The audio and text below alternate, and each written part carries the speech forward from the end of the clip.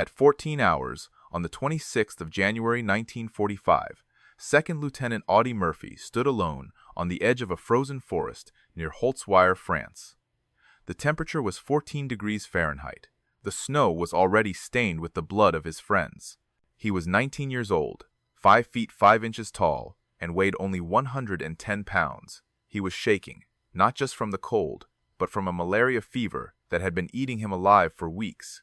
Facing him across 600 yards of flat, open ground were 6 German panzer tanks and 2 companies of elite infantry, 250 men. They were moving in a perfect attack formation, white snow capes blending with the terrain, supported by the terrifying 88mm guns of the Tiger tanks. Murphy's unit, Company B, of the 15th Infantry Regiment, had been decimated. What started as a company was now a skeleton crew of 19 exhausted men. They had no heavy weapons. They had no tank support. The only armor they had, 2 M10 tank destroyers, had just been knocked out. One was sliding into a ditch, its crew dead. The other had taken a direct hit from an 88mm shell and was burning fiercely. The mathematics of the battlefield were brutal. A reinforced German company against 19 sick, freezing Americans. Standard military doctrine stated that the only logical move was retreat. Fall back to the woods. Regroup. Live to fight another day. If they stayed, they would be encircled. If they ran, they would be cut down by machine gun fire in the open. Murphy looked at his men. He looked at the advancing German line. He knew that if the Germans broke through here, they would roll up the entire 3rd Division's flank. There was no one behind them. The line had to hold, but 19 men could not hold against 6 tanks. Murphy made a decision that defied all logic. He ordered his men to retreat to the cover of the forest behind them. Get back. He screamed over the roar of artillery. I'll cover you. His men hesitated. They didn't want to leave their lieutenant. But Murphy wasn't asking. He was commanding. As the last of his men faded into the trees, Audie Murphy did not follow them. He stood his ground. He had a field telephone in one hand and his M1 carbine in the other. But a carbine against a Tiger tank is like throwing pebbles at a fortress. Murphy needed a weapon that could stop an army. He looked to his right. The burning M10 tank destroyer was spewing black smoke. Inside, the ammunition was cooking off. The fuel tanks were seconds away from exploding. But mounted on the turret of that burning death trap was a 50 caliber machine gun. It was fully loaded. It was the only weapon on the field capable of slowing down the infantry wave. To reach it, Murphy would have to run toward the enemy, climb onto a burning vehicle that was a prime target for every German gunner, and stand exposed in the open. It was a suicide mission. No survival instinct would allow a man to do this. But at 14:05 p.m., Audie Murphy clipped his telephone to his belt and started running toward the fire. The Germans saw him. The tanks adjusted their turrets. The infantry raised their rifles. The duel was about to begin. Murphy reached the burning tank destroyer. The heat was intense, searing his skin even through the freezing winter air. The vehicle was a ticking time bomb. Inside the hull, the bodies of the crew were burning. The smell of diesel fuel, cordite, and roasting flesh filled the air. Most men would run from such a sight. Murphy climbed onto it. He dragged the field telephone line behind him, the thin wire his only link to the artillery battalion miles away. He pulled himself up the icy, mud-slicked armor, positioning himself behind the 50 caliber machine gun mounted on the turret. The barrel was cold, but the deck beneath his boots was vibrating from the fires raging inside. He was standing on top of thousands of rounds of ammunition that could detonate at any second. To the German soldiers advancing across the field, the sight must have been confusing. One small American, silhouetted against the black smoke, standing atop a dying machine. They hesitated. That hesitation cost them. Murphy checked the ammo belt, grabbed the spade grips, and squeezed the trigger. The Ma Deuce roared to life. The heavy, rhythmic thumping of the 50 caliber shattered the afternoon silence. Bullets the size of fingers tore across the 600 yards of open ground. The first burst caught the German infantry in the open. Men dropped where they stood, cut apart by the heavy rounds. The white snow turned red. The German advance halted. They couldn't believe what they were seeing. One man was holding back an entire company, but the pause didn't last. The German tank commanders realized the threat.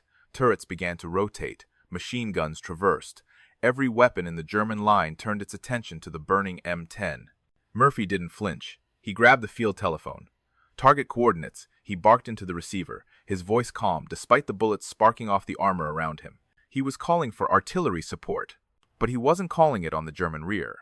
He was calling it dangerously close to his own position. "Drop it 50 yards closer," he shouted. The artillery officer on the other end hesitated. That was too close. Shrapnel would hit Murphy. "Just fire the damn rounds," Murphy screamed. Seconds later, the ground shook. American 105mm shells began to rain down, walking a curtain of steel toward the German line. The combination was devastating. The 50 caliber machine gun pinned the infantry down, while the artillery churned the earth around them. The German tanks, wary of the artillery barrage, buttoned up their hatches. Their vision was restricted.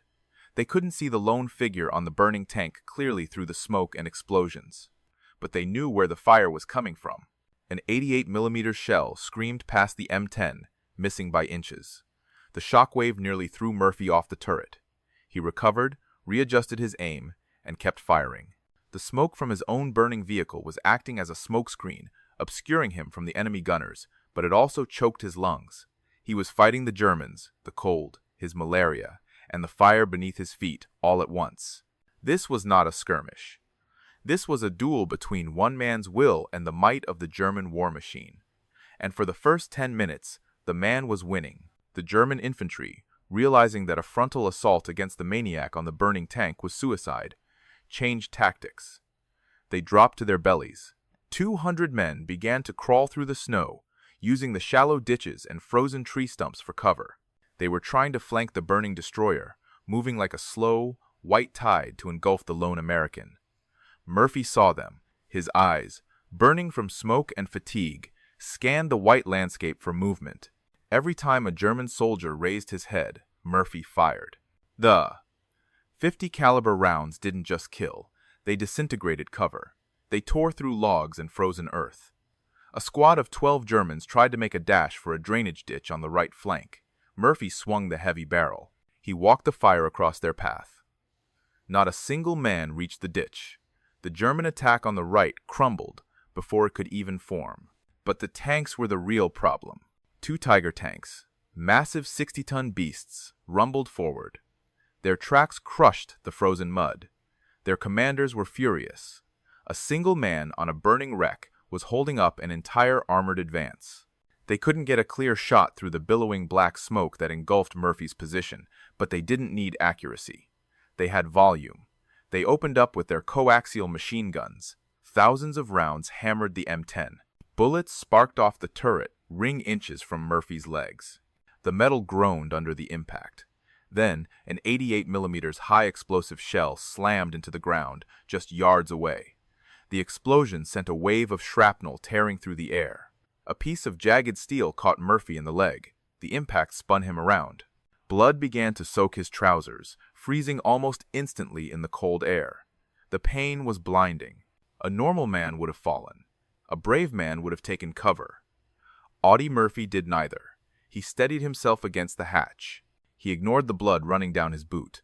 He grabbed the radio handset again. His voice cracked over the static. "That was close," he told the artillery officer. "But keep them coming." He adjusted the coordinates again. He was bringing the barrage almost on top of his own head. He was using the explosions to create a wall of steel between him and the tanks. The German infantry was now within 50 yards. They were close enough to shout at him, close enough to throw grenades. Murphy didn't flinch. He operated the machine gun with the precision of a surgeon and the fury of a demon. He was firing in short, controlled bursts now, saving ammunition. Every bullet had a purpose. He was systematically dismantling the German will to fight. To the enemy soldiers, he didn't look like a 19-year-old boy anymore. Amidst the flames, the smoke, and the blood, he looked like something that could not be killed. The field telephone was his only connection to the living world. A thin, fragile wire snaking back through the snow to the battalion headquarters. On the other end of the line was Private First Class Abramski, the artillery clerk. To Abramski, the voice coming through the receiver didn't sound like a man in the middle of a slaughter. It sounded calm, almost bored. Murphy was calling in coordinates, while bullets chipped away the green paint of the tank destroyer inches from his face. "How close are they?" Abramsky asked, his voice trembling more than Murphy's. "Just hold the line," Murphy replied, "and drop the rounds 50 yards west. That's right on top of you, Lieutenant."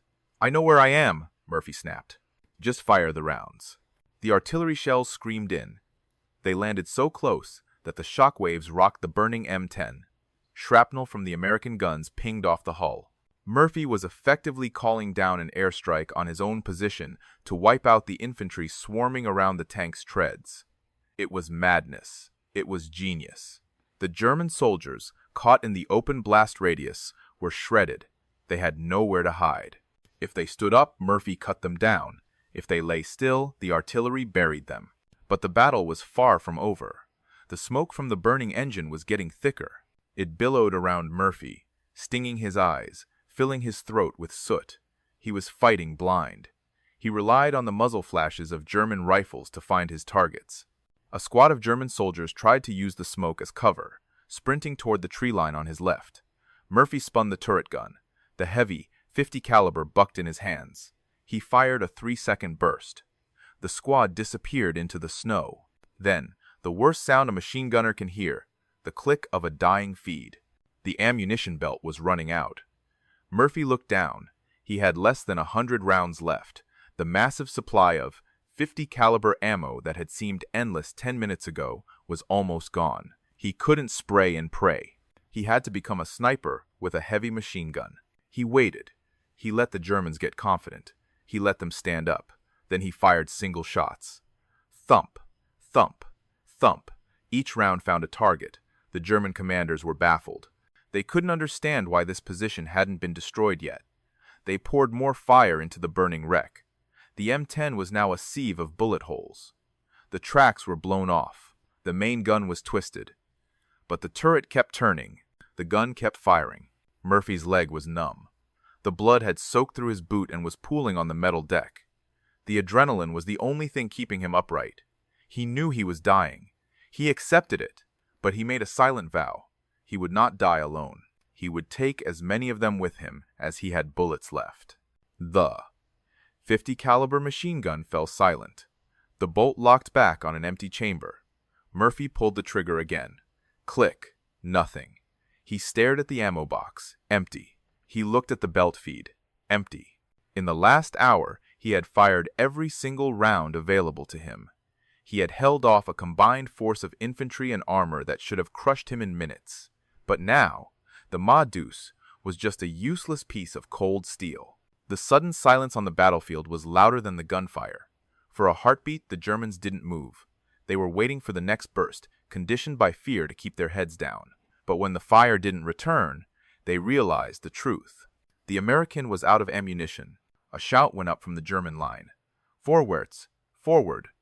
They rose from the snow like gray ghosts, bayonets fixed, rifles raised. They were less than 50 yards away now. Some were close enough that Murphy could see the condensation of their breath in the freezing air. They weren't fighting a machine anymore. They were rushing to kill one exhausted, wounded boy. Murphy had seconds to live. He grabbed the field telephone one last time. His voice remained eerily calm. "They are on top of me," he said to the artillery clerk. "I am withdrawing." He didn't wait for a response. He dropped the handset. He stood up on the burning deck. The heat from the tank destroyer was now unbearable. The metal plates were glowing red. He looked at the advancing wave of German soldiers. He didn't panic. He didn't raise his hands in surrender. He simply turned and scrambled down the side of the burning hull. As his boots hit the snow, the spell broke. The Germans opened fire. All of them. A hail of bullets chased him as he sprinted toward the tree line. It was a dash through hell. Bullets kicked up geysers of snow around his heels. One round clipped the sleeve of his jacket. Another struck a tree inches from his head, sending bark flying into his face. But he kept running. He wasn't running out of fear. He was running because the fight was over, and he needed to lead his men again. He dove into the woods, collapsing into the arms of his squad. They looked at him as if he were a ghost. He was covered in soot, dried blood, and oil. He was shaking violently from the malaria and the adrenaline crash. But he was alive. And then, The battlefield delivered its final punctuation mark. Behind him, the M10 finally gave up. The fire reached the main fuel tanks and the remaining high-explosive shells inside the hull. With a deafening roar that shook the trees, the tank destroyer exploded. The turret where Murphy had been standing just seconds ago was blown high into the air, twisting in a ball of fire. If he had stayed 10 seconds longer, he would have been vaporized. The explosion forced the Germans to take cover again. The burning wreckage acted as a final barrier, a wall of fire that halted their pursuit. Murphy leaned against a tree, gasping for air. He checked his carbine. He checked his men. "We're not done," he said. "Reload." The echoes of the tank destroyer's explosion faded, leaving a ringing silence in the frozen forest. Audie Murphy leaned against a pine tree, gasping for breath. Blood was still pumping from the shrapnel wound in his leg, soaking his trousers and turning the snow beneath him crimson. His face was black with soot, his hair singed, his eyes wide with the manic energy of survival. Any other officer would have declared victory simply by surviving. Any other soldier would have called for a medic and evacuated to the rear. The German advance had been stalled. The line had held. That should have been enough. But for Audie Murphy, it wasn't enough. He looked at his men, 19 exhausted, freezing soldiers huddled in the tree line. They stared back at him with a mixture of awe and fear. To them, he wasn't just a lieutenant anymore. He was a revenant, a man who had walked through fire and refused to die. Murphy checked the action of his M1 carbine. He refused medical attention. He pushed away the medic who tried to dress his leg. "We're going back," he said. The order sounded like madness. Go back out there? Back into the open ground where the tanks were waiting. But Murphy saw something his men didn't. He saw that the Germans were confused. The explosion of the M10 had disrupted their communication. The artillery barrage had broken their formation. They were hesitant, unsure of what they were facing. They thought they had been fighting a reinforced platoon, maybe even a company, not one man on a burning tank. "Advance!" Murphy shouted. He didn't wait to see if they followed. He stepped out of the tree line, limping heavily, and began to walk back toward the enemy. It was a psychological hammer blow. The German soldiers, still reeling from the artillery and the .50 caliber fire, saw the same demon coming at them again. They panicked. The 19 Americans, inspired by the sight of their commander, surged forward. They screamed as they ran, firing from the hip. It wasn't a tactical maneuver. It was a release of pure adrenaline and rage. They swept across the open ground that had been a kill zone just minutes before. Murphy led the charge. Every step sent a jolt of agony through his leg, but he ignored it. He fired his carbine with one hand, pointing out targets for his men. The German infantry, who had outnumbered them 10-1, began to break. They had lost the will to fight. They dropped their weapons and ran, or threw up their hands in surrender. The terrifying Tiger tanks, unsupported by infantry and fearing more artillery, threw their engines into reverse and retreated toward Holtzwihr. By the time the sun began to set, the ground belonged to the Americans. The impossible line had not only held, it had pushed forward. Murphy halted his men at the edge of the woods. He looked out over the field. It was littered with German bodies. The burning hulk of the M10 was still glowing in the twilight, a tombstone for the enemy advance. Only then, when the position was secure and the perimeter re-established, did the adrenaline finally fade. The pain returned, sharp and overwhelming. Murphy collapsed into the snow. He was too weak to stand, too exhausted to speak. But he was alive, and because of him, the flank of the 3rd Infantry Division was secure. For his actions on that frozen afternoon in Holtzwihr, Audie Murphy was recommended for the Medal of Honor. On the 2nd of June 1945, near Salzburg, Austria, Lieutenant General Alexander Patch draped the blue ribbon around Murphy's neck. The war in Europe was over. The Third Reich had collapsed, and standing on the podium was the symbol of American victory, a handsome, baby-faced Texan who looked more like a high school student than a killer. The cameras flashed. The band played. Murphy stood at attention, his face a mask of stoicism. He was now officially the most decorated soldier of World War II. He had received every medal for valor the United States Army could bestow, plus decorations from France and Belgium. At 19 years old, he was a national hero. The newspapers called him the one-man army. but the cameras couldn't photograph what was happening inside his head. The metal around his neck didn't erase the smell of burning flesh that still clung to his memory. It didn't silence the screams of the friends he had lost in Italy, in Anzio, and in the Colmar Pocket. When he looked at the crowd cheering for him, he didn't feel like a hero. He felt like a survivor who had cheated death too many times. Murphy returned to the United States to a ticker tape parade. He appeared on the cover of Life magazine. Hollywood called. They wanted to turn his face into a movie star, but the transition was brutal. The adrenaline that had kept him alive for 3 years was gone, replaced by a crushing silence. He couldn't sleep. When he did, he woke up screaming, reaching for a rifle that wasn't there. He started sleeping with a loaded M1000, 911 pistol under his pillow. A car backfiring in the street would send him diving for cover, shaking uncontrollably. Today, we call it post-traumatic stress disorder, PTSD. Back then, they called it battle fatigue or shell shock, and they didn't talk about it. Murphy was fighting a new battle, one against his own mind. He gave away most of his medals to relatives or let children play with them. To him, they were just pieces of metal. They couldn't bring back his best friend, Laddie Tipton, who had died in his arms. They couldn't justify the 240 men he had killed. The glory the public saw was a facade. The reality was a 20-year-old man trying to figure out how to live in a world that wasn't trying to kill him every 5 seconds. Hollywood wanted a hero, and Audie Murphy gave them one. He starred in 44 feature films, playing cowboys, detectives, and soldiers. In 1955, he even played himself in the movie adaptation of his autobiography, To Hell and Back. It was the highest-grossing film for Universal Studios for 20 years, until Jaws broke the record. On screen, he was charismatic, brave, and invincible. He was the perfect American Idol. But when the director yelled cut, the darkness returned. Murphy was fighting a war that had no armistice. The nightmares were so violent that he slept with a loaded pistol under his pillow. He would wake up, firing shots into the wall, terrified that the German soldiers from Holtzwihr were coming for him. To cope with the insomnia and the anxiety, he became addicted to the sleeping pill Placidil. It was a battle he fought largely alone. The military didn't have the resources or the understanding to help him. But Murphy approached this enemy with the same stubborn courage he had shown on the battlefield. When he realized he was addicted, he didn't go to a clinic. He locked himself in a motel room for a week. He threw away the pills and went through withdrawal, cold turkey, sweating and shaking in agony until the addiction was broken. He won that battle too. He became an advocate for Korean War and Vietnam War veterans, speaking openly about the mental toll of combat long before it was socially acceptable. He tried to tell the world that medals don't protect you from pain.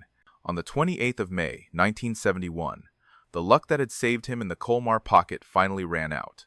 Murphy was a passenger on a private plane, flying through thick fog and rain near Roanoke, Virginia.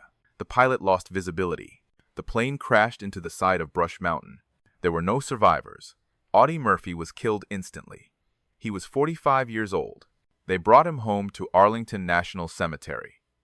His grave is simple, indistinguishable from the thousands of others around it, except for one thing.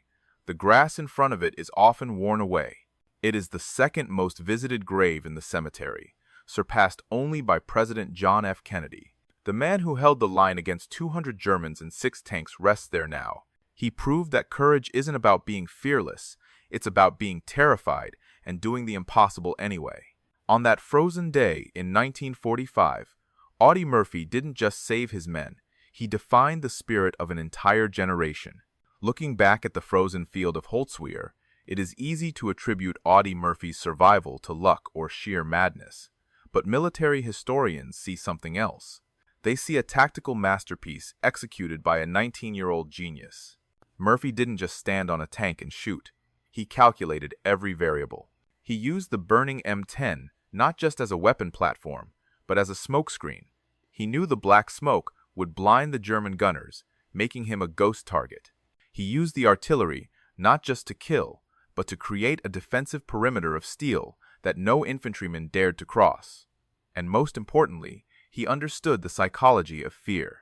By standing alone against an army, he broke the German morale. He made them believe they were fighting a force they could not comprehend. Audie Murphy proved that on the battlefield, the size of the dog in the fight doesn't matter. It's the size of the fight in the dog. He showed us that one man, armed with courage and a radio, can stop a regiment. If this story of the one-man army earned your respect, please honor his memory by hitting that like button. It helps us preserve these stories for the next generation. And if you want to discover more forgotten battles and the heroes who fought them, make sure to subscribe and turn on notifications. We release new documentaries every week, digging deep into the archives to bring you the raw, unfiltered history of World War II. From the frozen forests of the Ardennes to the burning sands of Iwo Jima, there are thousands of stories waiting to be told. Thank you for watching. We will see you on the next battlefield.